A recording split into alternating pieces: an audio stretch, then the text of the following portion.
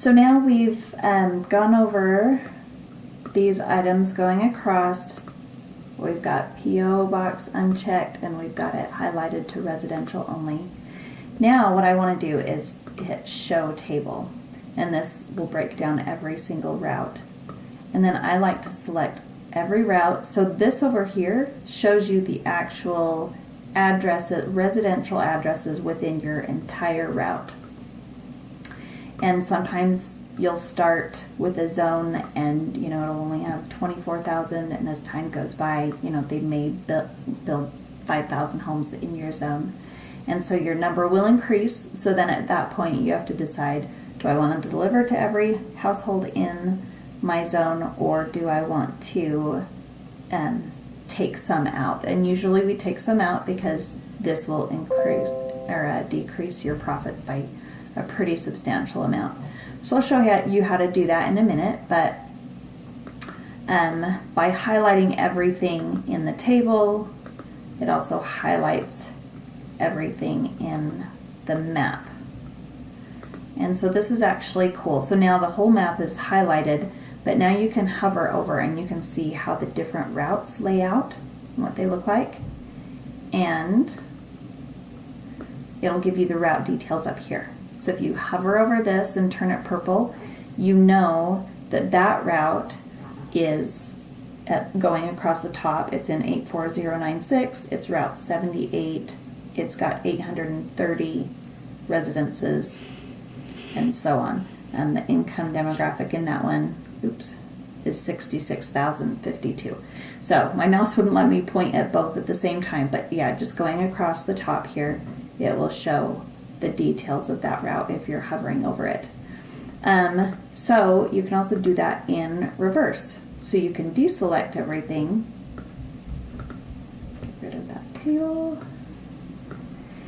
and you can actually click on a route to turn it blue, and then you can also unclick it to unhighlight it.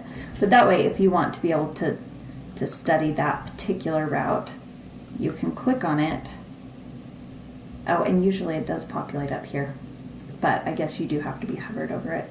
So anyway, those are the two ways that you can select the route. So as you're choosing your routes for your mailing, you can do it geographically. So you may decide, you know what, I know this portion right here of the city, I don't really want to deliver to that. And so you can choose to skip things based on that. You also might know that this area up here you absolutely don't want to skip.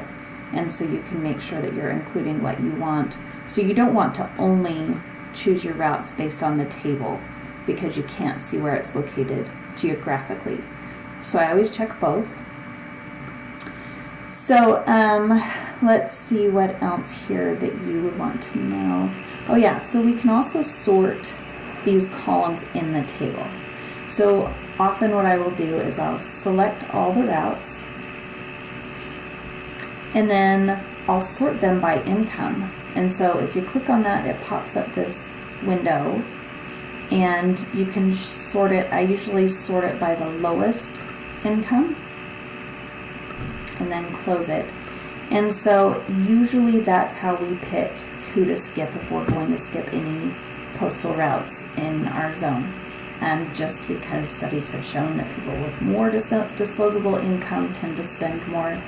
And in Utah, we've seen that even people with quite a lot of money still have that thrifty side of them and will still use coupons. And so I get questions about that, like, do we want to go to the wealthiest people?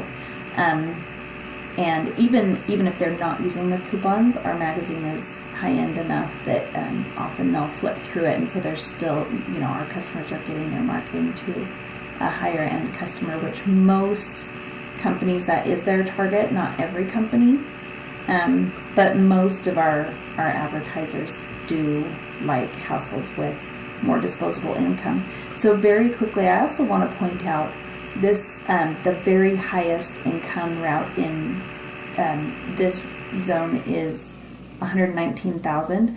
That looks low, but this is an average of every household. So typically that's a very wealthy neighborhood, and some of the wealthiest neighborhoods in Utah, it still only shows an average of 150,000.